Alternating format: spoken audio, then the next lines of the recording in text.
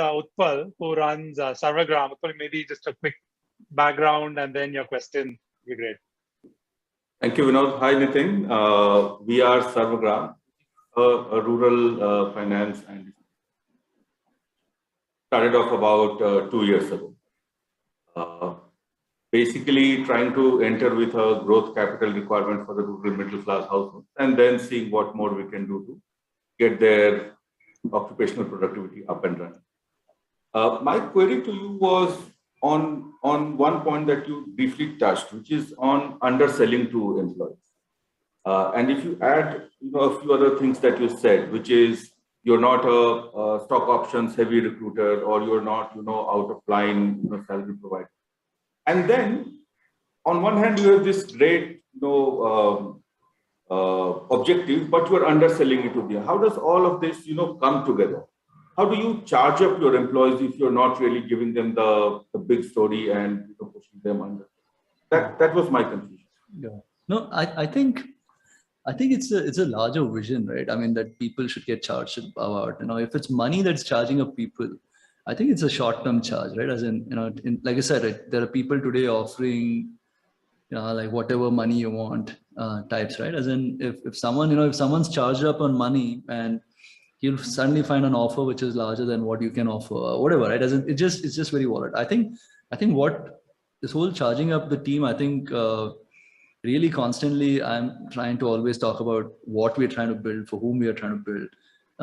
Like even now, over the last, I think 1 year, 1.5 years back, we have something called as a Rainmatter Foundation. So we run an incubator, fintech incubator called Rainmatter Fintech. We started in 2016. We started, saying, what we want to offer capital to startups trying to solve for capital market problems and expand the capital markets in India, and no questions asked, no ROI in terms of any expectation. The only expectation is we together find ways to grow the capital market. Again, it kind of fits into the vision of what we are trying to say to outsiders, and also for people within the team. People within, like there are 20 startups, like some of the best fintech startups working on savings and investing a part of this portfolio. And so then the team knows that you are trying, you're doing what you're saying, right? And then this whole giving back, not being we started a foundation and we've committed to give back most of our success to the foundation.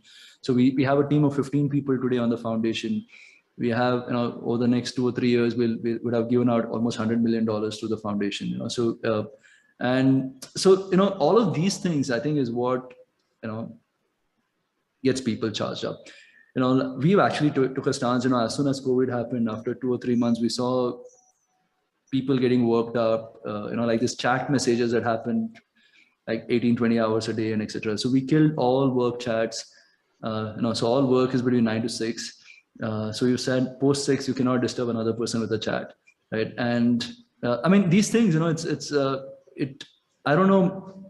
If you're showing that you're like, I don't know if this whole pushing people to do more is really, I think in today's world, you need to do less to do more types. Like that's at least what I think, I mean, constantly pushing someone doesn't really help it might help short term, you might be able to push him for like 5 days, 10 days, but you're gonna risk burning him out, right? You rather, I think it's a better way to go try to sell him the vision and then give him enough time to do everything in his life, help him with getting a balanced life.